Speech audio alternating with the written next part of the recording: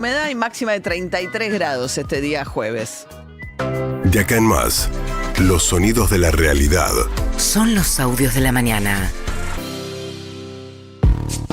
Bueno, en una plaza absolutamente vallada y tomada por las fuerzas de seguridad, triple vallado, control en las estaciones de trenes, control sobre los micros con inspectores de la FIP, las fuerzas federales de seguridad, más las fuerzas locales de la Ciudad de Buenos Aires, estableciendo un triple vallado con el impedimento a acercarse tanto al Congreso como a la Casa Rosada. Y mucha gente de civil dando vuelta. Mucha gente de civil, policía, fuerza de seguridad, no sé si son policías o qué, pero y muchos autos muchos autos civiles con policías o prefectos adentro. Bueno, en ese contexto, se desarrolló una sesión en la Cámara de Diputados donde se discutía el decreto que firmó Milei para autorizarse a sí mismo a tomar nueva deuda con el Fondo Monetario Internacional.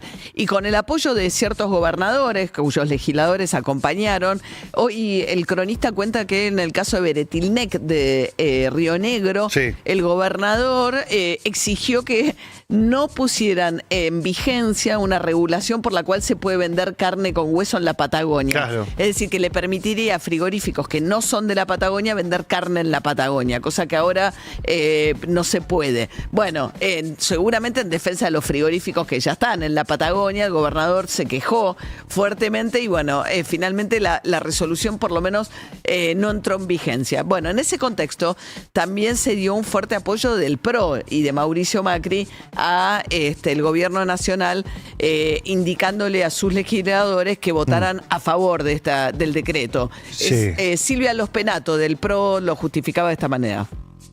El gobierno eligió el DNU porque no quiso que una mayoría ultra kirchnerista en el Senado pusiera en riesgo el esfuerzo que están haciendo todos los argentinos. Esta es la razón del DNU y esta es la razón por la que nosotros lo acompañamos. Lo acompañamos para evitar el daño irreversible que podría provocarse de seguirse otro camino. Y el oficialismo, nosotros sabemos que hoy va a tener los votos inclusive de muchos diputados que no están de acuerdo con alguna de las políticas o de las formas del presidente, pero anteponen su patriotismo porque saben que hoy es importante que este DNU se apruebe. Bueno, lo que está diciendo es que no mandó un proyecto de ley para que el Congreso le autorice, como dice la ley, que tiene que hacer a endeudarse, sino que eligió el camino, un decreto de necesidad de urgencia, porque el decreto alcanza con que una de las cámaras, en este caso la Cámara de Diputados, lo apruebe para que quede firme. Ella lo que dice, Lospenato, es eligió el decreto porque si va al Senado, donde hay una mayoría peronista, no lograría tener la aprobación. Hay que ver, porque ayer mismo 4 senadores del bloque justicialista armaron un interbloque para irse de la conducción de Cristina Fernández de Kirchner. Y el PRO, el radicalismo, el PRO, la Libertad Avanza se quedaron con la comisión que debate los DNU, a pesar de que no les daban los números y todo eso, hicieron un acuerdo y se quedaron con eso. Mientras tanto, Luciano Laspina, también diputado del PRO, es economista, es una voz muy escuchada en el bloque del PRO en materia económica, también justificaba el voto a favor. Queríamos evitar que los argentinos tuvieran un dolor de cabeza aún más grande teniendo una dificultad con el Fondo Monetario. En este caso, el acuerdo con el Fondo es bastante distinto, no hay apoyo presupuestario, es decir, no está destinado el financiamiento a cubrir el déficit fiscal, sino a reforzar las reservas del Banco Central. Y esa es en definitiva la cuestión de fondo. No podíamos poner un palo en la rueda al gobierno y entrar en una discusión de 2 o 3 semanas más para aprobar una ley del Congreso, que es lo que marca la ley del año 2021, porque eso podía generar más tensión en los mercados de las que hay hoy por hoy.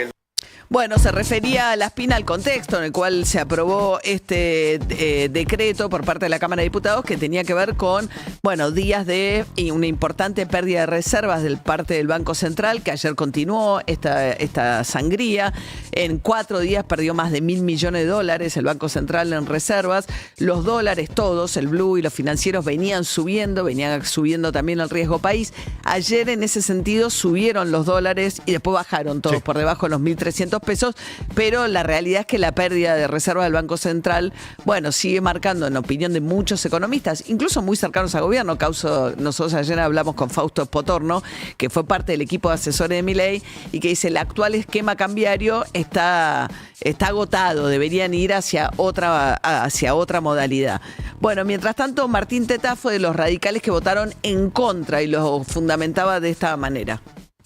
Yo no quiero darle, no a este presidente, a ninguno de los que vengan, el cheque en blanco de poder patinarse otra vez 10.000, 15.000, 20.000 millones de dólares, porque es lo que efectivamente hacen. Por eso era importante discutirlo en la forma de una ley, porque si lo discutíamos en una forma de una ley, podríamos haber garantizado que ese dinero fuera administrado de manera completamente independiente por parte del Banco Central, para garantizar que no volviera a pasar otra vez más y que dentro de 2 años no venga nuevamente la ambulancia. Se abstuvo, finalmente Martín Tetaz, la coalición cívica acompañó y la voz disidente fue de los diputados de Unión por la Patria, ¿no? Y Máximo Kirchner dijo lo siguiente en el debate. Hubo un diputado radical hoy que dijo que el Fondo Monetario entró con Perón. No, entró con Aramburu. Pero bueno, puede ser que desconozca la historia del peronismo un radical. Lo extraño es que el radicalismo desconozca que el 19 de marzo de 1985, 40 años exacto atrás, Ricardo Alfonsín le decía en la cara, en los jardines de la Casa Blanca, a Ronald Reagan, que no se podía pagar esa deuda. ¿Y saben cuánto era en ese momento? 50.000 millones de dólares. Estos planes económicos solo pueden avanzar con muerte, con tortura. La dictadura argentina se fue con 300% de inflación. Bueno, ese era Máximo Kirchner recordando un momento de Alfonsín. Después vamos a busquemos el audio, pues un momento en el que Alfonsín además se va del libreto. Cambia el discurso. Él está en la Casa Blanca, Reagan le dice algo, es un presidente republicano que había sido actor y después gobernador de California, y bueno, era el momento en el cual era la transición, en los primeros años de la democracia, había una crisis de deuda muy grande, que fue la que condicionó a gran parte del gobierno de Alfonsín, de parte de todos los países latinoamericanos, claro. Y Alfonsín va a la Casa Blanca necesitando el apoyo de Estados Unidos, se recalienta con Reagan, saca el discurso y empieza a improvisar y lo desafía a Ronald Reagan. Después lo vamos a escuchar. Bueno, en ese contexto, los libertarios lograron su objetivo, que fue que hubiera quórum, sacaron la aprobación del decreto. Lo que habían tenido además eran sesiones anteriores, habían salido todos los trapitos al sol de la interna de los libertarios, y Martín Menem, el presidente de la Cámara, había intentado ordenar un poco a los libertarios con unos audios y unas instrucciones que mandó vía el chat. Alguien filtró ese chat y Jorge Rial y Mauro Federico los empezaron a difundir, y esto entró en la discusión de la Cámara de Diputados, donde, bueno, Germán Martínez, el presidente del bloque Unión por la Patria, decía esto. Los quiero gritándome, a los gritos, puteándome, nada de algo pacífico. Perdón, diputado. Sí, este es el contenido de un audio suyo enviado a un grupo que está circulando en todos los medios de comunicación. Diputado, cuestiones de privilegio, presidente. Tiene la palabra el diputado Cristian Castillo para una cuestión de privilegio. Bueno, gracias. ahí se ríe, lo que le está diciendo, estoy leyendo tu cosa, porque ¿qué pasa? Es estos audios que no se pueden... por reglamento vos no podés pasar audios en la sesión. Y desde que había empezado la sesión, desde el bloque de la izquierda, habían tratado de pasar el audio infinidad de veces, entonces Menem les cortaba el micrófono. Como le termina cortando el micrófono a Martínez. A Martínez cuando está leyendo y le dice, no, estamos en otra cosa, y no dejaba que pusieran el audio. Claro. Después termina... ¿Todo esto por qué? Porque el último gran despelote de los libertarios es que Marcela Pagano se reunió a la Comisión de Juicio Político, es una comisión importante, y la eligió presidenta de la Comisión de Juicio. En un momento, hace mucho tiempo... El año pasado. Karina Milei puso el grito en el cielo y dijo, no era Marcela Pagano, y entonces Martín Menem quería que se desconociera el acta por el cual la habían elegido a Marcela Pagano. como eso no pasó, lo que está pasando es que Martín Menem nunca llamó a que esa comisión se reúna. Y entonces Pagano le dice, usted se está excediendo en sus facultades, usted no puede impedir que una comisión se reúna porque no quiere que ella ejerza ese rol, ¿no? Sí, aparte, hay que tener en cuenta, la Comisión de Juicio Político era una comisión que no era muy relevante históricamente y tomó relevancia en el último tiempo. Y tiene que ver con lo que pasó durante el gobierno de Alberto Fernández y la Corte Suprema y algo... Él pidió juicio político contra los integrantes de la Corte Suprema que tramitaría en la Comisión de Juicio Político. Y algo que tiene que ver con Martín Menem. ¿Por qué? Porque Martín Menem fue el primero en darle un retweet al tuit de Javier Milei sobre el caso Libra. Y entonces lo están señalando. Y entonces, si tiene alguna implicancia, debería tramitar la Comisión de Juicio Político. La investigación esa que lo implicaría al propio Martín Menem por haber replicado ese tuit. Bueno, la cuestión es que Marcela Pagano apareció con un megáfono, porque como le cortó el audio Martín Menem, ella, escuchémosla a Marcela Pagano quejándose. ¡Ponga el audio, Menem! ¡Ponga el audio! ¡Ponga el audio! ¡Ponga el audio! ¡Ponga el audio, Martín Menem! ¡Ponga el audio de todos los bloques para desconocer un acta! ¡Ponga el audio! ¡Ponga el audio! ¿Sabe qué? No le tengo miedo a Martín Menem. Yo trabajo para Javier Milei. Bueno, no le tengo miedo, yo trabajo para Javier Milei. El último que creyó que podía trabajar para Milei, Javier y no Karina, fue Ramiro Marra y terminó expulsado. Sí. Yo creo que no es un gran camino. Bueno, mientras tanto afuera había un triple vallado con un operativo absolutamente inusual de fuerzas de seguridad que impidió, digamos, que la manifestación se moviera con su cauce natural. Es cierto que tampoco hubo incidentes, que era lo que el gobierno buscaba. Patricia Bullrich decía lo siguiente, la ministra de Seguridad. Es un operativo absolutamente exitoso. Ahora tenemos 30 provocadores que siguen ahí, pero bueno, si bien tiren una valla, vamos a salir, pero sabemos que es una provocación total y absoluta, como hubo varios que entre ellos se pelearon, pero creo que fue un operativo totalmente exitoso.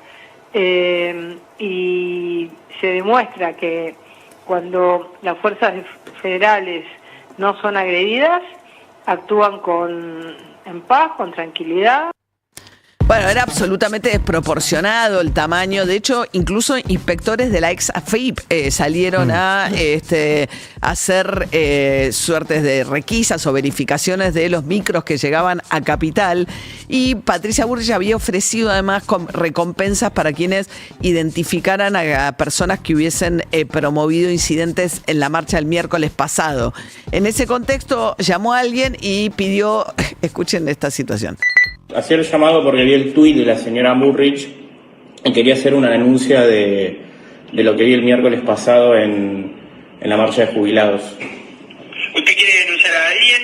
Sí, quería denunciar a 2 personas puntualmente. Quiero denunciar al gendarme que le pegó a Pablo Grillo y en segundo lugar a la ministra Bullrich por pedirle a la policía que le pegue a los jubilados.